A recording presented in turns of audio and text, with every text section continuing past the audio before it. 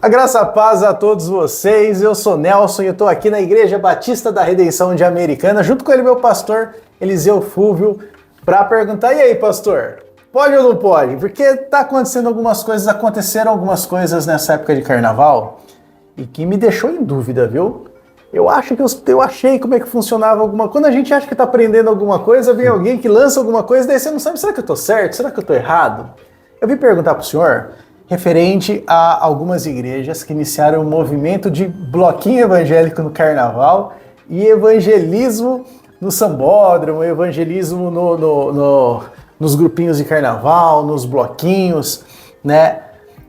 O que eu vi foi que crente também samba, que se for gospel com música gospel não tem problema, e muita gente dizendo, não, mas a gente precisa evangelizar aonde o povo tá. E eu me perguntar, e aí, pastor, pode sambar no carnaval? Tá moderno o negócio, né? Tá demais, né? Mas sabe que você me fez recordar aqui um pouco lá atrás, né? Já tem algumas igrejas que já faziam isso lá atrás. Não é moda nova. Não é. Heresia velha. No propósito de evangelizar. Então a pergunta é, o que a Bíblia diz a respeito disso? Eu acho que todo nosso assunto, quando começa, seja uma polêmica, seja o que for, sempre tem que pautar, não daquilo que eu acho, daquilo que você acha, daquilo que a igreja acha, a Igreja Batista da Redenção acha. Eu acredito que a gente tem primeiro partir do princípio o que a Bíblia nos ensina a respeito de alguns determinados assuntos. É alguma coisa ilícita você ir lá no carnaval evangelizar? O propósito é até legal, né? Sim. Mas será que é legal fazer isso como igreja? Não tem outra data para você evangelizar, né? Por que você tem que reunir um grupo de pessoas para ir no carnaval? Tem algumas coisas que eu gostaria de colocar o que a palavra nos ensina, né? Tem uma palavra que diz que para a gente fugir da aparência, abster-se da aparência do mal, né? O que é fugir da aparência do mal? Para mim, você indo até o encontro, por exemplo, de no carnaval, no bloco de carnaval, o que você vai estar encontrando nesse lugar? A aparência do bem não é, vai ter muita aparência do mal. Não. A Bíblia ensina você a fugir dessa aparência do mal. Você vai pegar Jesus falando, dizendo que o nosso olhar, ele é a janela da nossa entrada da nossa alma. Quer dizer, tudo que você vê, você traz para dentro da sua alma. Tem um ditado que diz assim que o olho não vê, o coração não sente, e é uma realidade isso. Se você pegar o que você vai estar encontrando, quantas pessoas que você vai encontrar ali que estão totalmente fora dos padrões normais de uma pessoa que veste ou que anda normal. Você vai ver muitas coisas ali, promiscuidade, vai ver muita coisa que... Então, se você manda um grupo de jovens para um encontro, para um lugar desse, para evangelizar, será que esse propósito vai ser realmente evangelizar? Será que nós não vamos estar atiçando, aguçando a um jovem que está dentro da igreja? Eu prefiro muito mais esse período, um retiro espiritual, do que você sair para a rua para compartilhar de coisas que você vai ver coisas desagradáveis, né? Então eu partilho dessa ideia. Eu não vejo isso como uma coisa boa para a nossa igreja, embora muitas igrejas adotem isso como um ato de evangelismo. Mas vou fazer uma pergunta para você. No tempo de Jesus, você vê alguma menção ele mandando você evangelizar nessa época? Mas na época, por exemplo, de Jesus não tinha um carnaval. Mas na época de Paulo, por exemplo, era feita uma festa como se fosse o carnaval. Se você pegar a história, tinha o deus Baco, né? O deus Baco era o deus muito regado a vinho. Tanto é que a palavra bacanal sai do Baco, né? Sai desse deus Baco. E era feito festas com muita orgia, as mulheres se vestiam de onças, e era muito regado à sexualidade, à promiscuidade. E você não vai ver nenhum dos apóstolos indo para essas festas para evangelizar. Na verdade, eu vejo Paulo falando, olha, não se pareça, não se molde no padrão do mundo. E a gente pode levar isso também para as festas, né? Com certeza. Não precisa criar um bloquinho gospel, né, pastor? Não tem necessidade, né? Cara, eu vejo isso, eu vejo com uns argumentos uns argumentos que os cristãos de hoje estão usando, eu vejo mais como uma... como vamos dizer, né? Eu vejo como mais uma vontade deles estarem nesse lugar do que evangelizar de fato. Se a vontade é tão grande, será que realmente tem transformação para sentir tanto esse desejo de 4 dias sambando que precisa mobilizar uma igreja para isso? Será que... Então eu vejo, tá algumas pessoas dizendo, mas se converteu tantas pessoas, nós falamos com tantas pessoas e se converteu tantas pessoas. Então, mas eu chego a duvidar dessa conversão, se essa conversão é realmente genuína. Porque hoje o pessoal, você quer aceitar Jesus? Sim, aceitei Jesus, confessou lá e está salvo. Cara, eu acho que o papel da igreja não está sendo muito bem... Não está sendo muito bem colocado nessa questão. A Bíblia fala assim, não coloquei coisas más diante dos seus olhos, né?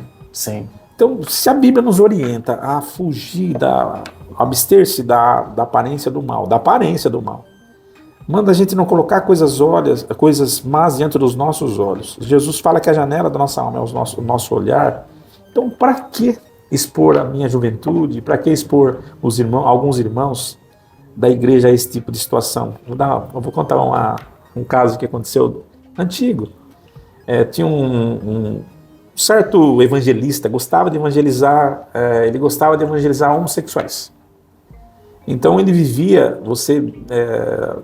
em Americana, que tem uma rua muito conhecida, onde, na verdade, são travestis, né? Homens travestidos de mulher, ficam seminus nessa avenida e ali eles ficam assediando as pessoas que passam.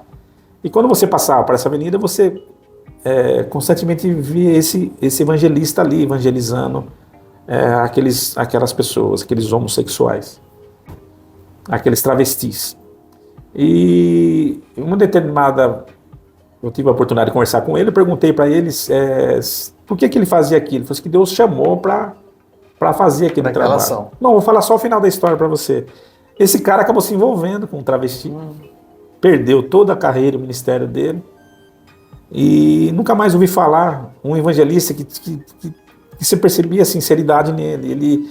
Mas no momento de fraqueza dele, ele acabou, aquilo começou a atrair ele acabou se envolvendo com um travesti e acabou saindo do evangelho. Então vai vendo o perigo, né? Você vai expor diante você está no terreno do inimigo, ali você não está mas evangelizar é estar no terreno do inimigo. Tá, mas como que você vê isso? Jesus, Paulo, na palavra a gente vê eles recomendando a gente fugir do mal, porque eles sabiam que nós somos fracos, né, pastor? Por mais que você esteja preparado, orou, jejuou, se consagrou, nós somos carne. E não tem como a gente fugir disso aí, né, pastor? Você sabe que eu costumo dizer que nós temos duas naturezas. A natureza de Cristo e a natureza humana. A natureza humana, ela deve sempre estar na cruz, crucificada. Porque a natureza humana não se converte. Não se converte. Ela não se converte. O que tem que reinar em nós é a natureza de Cristo. E agora você vai numa festa da carne, uma festa onde o diabo ele está plantando tudo e qualquer tipo de maldade para poder atrair pessoas, para poder derrubar pessoas. Você mandar pessoas que às vezes nem estão preparadas em oração, mas pela empolgação, pela atividade da igreja, são levados garotos, pessoas despreparadas para estar num ambiente desse, pode ter certeza, você está arrumando mais problema do que solução. Imagina um garoto de 18 anos numa festa dessa, onde tem bebida, mulheres com roupas curtas. A cabeça do jovem, como o pastor disse, a humanidade dele, a carne dele, não tem como ser controlada nesse momento. Você vai bagunçar a cabeça do rapaz. Quando a Bíblia fala para você fugir do pecado, fugir da aparência do mal, eu acho interessante, né? A Bíblia fala que você tem que resistir o diabo. Não fala? A Bíblia fala assim, tem que resistir o diabo. Como o diabo, você não foge do diabo. Você resiste o diabo e ele fugirá de vós. Essa é uma palavra. Mas a Bíblia fala que o pecado você tem que fugir. Porque o pecado tem a ver com a sua carne, cara. Tem a ver com a sua natureza. Né? Tem muitas coisas que as pessoas elas deixaram de fazer, mas elas não deixaram de gostar daquilo. Sim. Não porque odiar o pecado, às vezes, não quer dizer odiar as coisas que o pecado acaba trazendo, porque a bebida, a algia, tudo isso aí são coisas que a carne atrai. Então, tanto é que a gente fala que o sacrifício vivo a Deus é você renunciar a essas práticas. E como você renuncia? É fugindo. Então, alguém disse para mim uma vez, como você consegue matar um leão? Você sabe como se mata um leão? Não sei. Então, um leão, você mata ele de fome. Se você deixar ele sem comer, uma hora ele vai morrer. Agora, se você alimentar esse leão, ele nunca vai morrer. Olha só. Então, a nossa carne é um leão. E como que você mata essa natureza carnal? É deixando de alimentá-la. Se você deixar de alimentar essa carne com pornografia, até teve uma vez um pastor, né? Ele falou para mim que ele era viciado em pornografia. Como que ele poderia ser liberto disso? Que era um diabo que estava ali que tentava ele, e ele falou assim, não consigo me libertar da pornografia. Eu falei assim, a pornografia, ela é um alimento que você tem no seu coração. O que você costuma ver? Se você costuma... Porque o seu olhar é o que atrai o pecado. Se você tem no seu celular, por exemplo, carregado de mulheres nuas, você tem carregado de filmes pornográficos, você não consegue... por que você é viciado? Porque você alimenta isso. Então, a partir do momento que você começa a renunciar a alguns tipos de alimento, isso não é para mim, você tira o seu olhar disso, automaticamente isso vai morrendo na sua vida. Você vai deixar de ser promíscuo, vai deixar de ser viciado em pornografia. Você só é viciado porque você está alimentando. Essa culpa não é do diabo. Essa culpa é da sua carne, da sua natureza, que ela está na verdade, se alimentando disso. Então, ir para um lugar desse, meu amigo, aí... sinceramente, é dar lado para cair. É dar lado para cair. Concordo, procurar o abismo. Né? Chamar então, o abismo. Você pergunta, e aí, pastor, qual é a sua posição? Minha posição, eu sou totalmente radical e contra você pegar e ir para uma festa dessa. Ali você vai, na verdade, estar colocando à prova pessoas que não estão preparadas para aquele momento. Não estão preparadas. Nem eu estou preparado. E mesmo que estivesse preparado, né, pastor? Não há necessidade de uma igreja realizar. Eu acredito que... Tem tanto tempo, tanto evento que você pode promover para fazer isso. Né? Você pode promover, já que você quer pegar uma festa que é comum, pegue uma festa que pelo menos traga alguns benefícios, né? O que o carnaval agrega? Não existe nada de benéfico no carnaval que você possa fazer. Olha, eu vou fazer para minha comunidade uma versão cristã dessa festa, mas o carnaval não existe nada. Para mim o carnaval é você jogar pérolas aos porcos. Pérolas aos porcos. Pérolas aos porcos, porque quem está realmente no carnaval não está ali para ouvir a palavra de Deus e nem vai ouvir. Não vai ter oportunidade. A oportunidade que ele tiver, ele vai ser para chacota, vai ser para desviar os irmãozinhos, as irmãzinhas. Eu acho assim que a modernidade está vindo muito forte, a gente tem que se preocupar muito com essa questão. É que parece que as pessoas estão cansadas do evangelho simples, né? Parece que precisa ser o evangelho e mais uma atração. Teve uma onda antiga, eu vi essa semana, uma pastora lá nos Estados Unidos começou a temporada do futebol americano e ela pegou e ela fingiu no púlpito que ela estava chutando e chutou a Bíblia. Pegou a Bíblia, o cara segurou, ela meteu o pé na Bíblia. Você viu isso aí também? Né? Parece que o povo precisa de entretenimento para se aproximar de Jesus. Jesus parece que não é suficiente. É o cara vestido de chapolim no altar, é a pastora chutando a Bíblia para imitar, é o carnaval cristão. Parece que só Jesus não é suficiente. E você percebeu que nós estamos copiando muito o que o mundo faz? Né?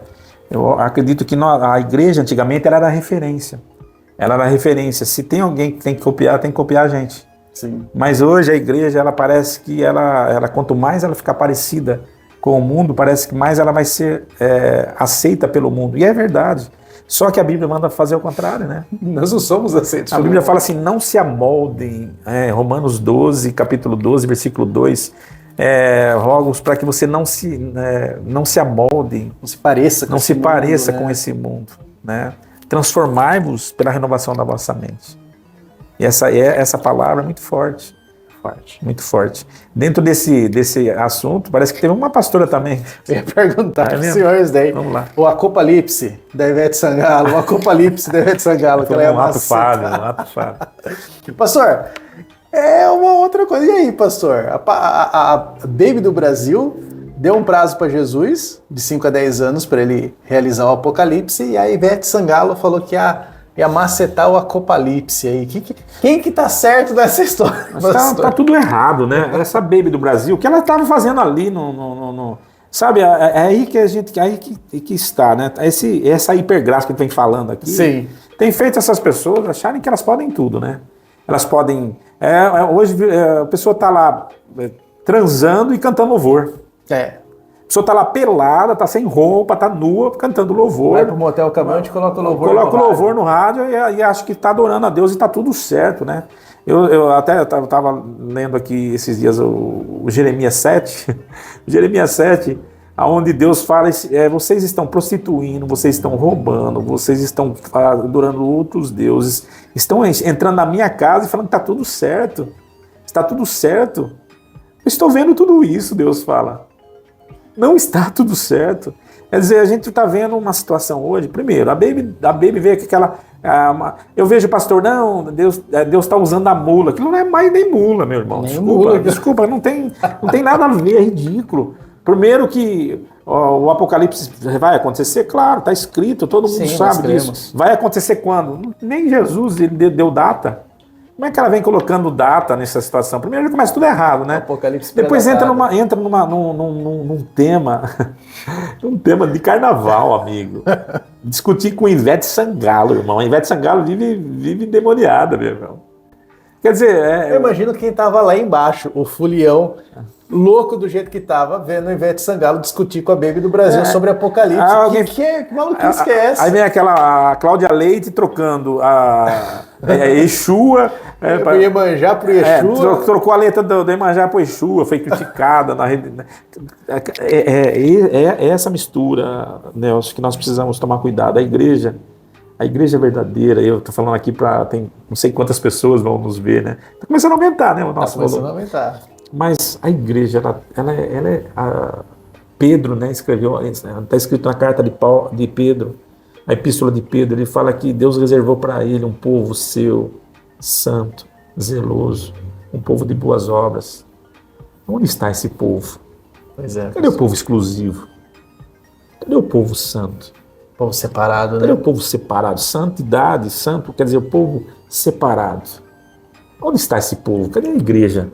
Que vergonha dessa igreja, meu Deus, essa igreja corrompida, essa igreja misturada. Aí pego esses ícones o da piadinha, não vou usar nome, né? O bravo, o esquentado, aquele que fica, todos eles envolvidos numa massa suja. A igreja não é isso. Eu acho que a igreja não vai para o carnaval. A igreja não vai para o carnaval. Desculpe, mas a igreja não vai para o carnaval. Mas a minha igreja vai. Desculpa, a tua igreja está inundada, lameada no mar desse mundo. Infelizmente. É triste. Eu sinceramente, eu fico. Meu sentimento é de tristeza só. Eu fico triste de saber que a igreja imaculada, cara, a noiva sujando as suas vestes. Você imagina uma noiva chegando para casar com as vestes toda lameada, toda suja, as vestes brancas. Imagina, que casamento é esse? Você acha que o noivo vem buscar uma noiva toda suja com uma noiva em cima de um trio elétrico falando de Jesus, cara? Tá para acabar, meu irmão. Eu acredito no Apocalipse mesmo, tá para acabar. Não dá mais para suportar esse tipo de situação. A gente deixou de ser sal, né, pastor? O sal era aquele que se destacava, que dava sabor para as coisas. É o sal sem sabor. Tá misturado, tá dizendo que mas não tem diferença, né? Cristão não vai pro carnaval.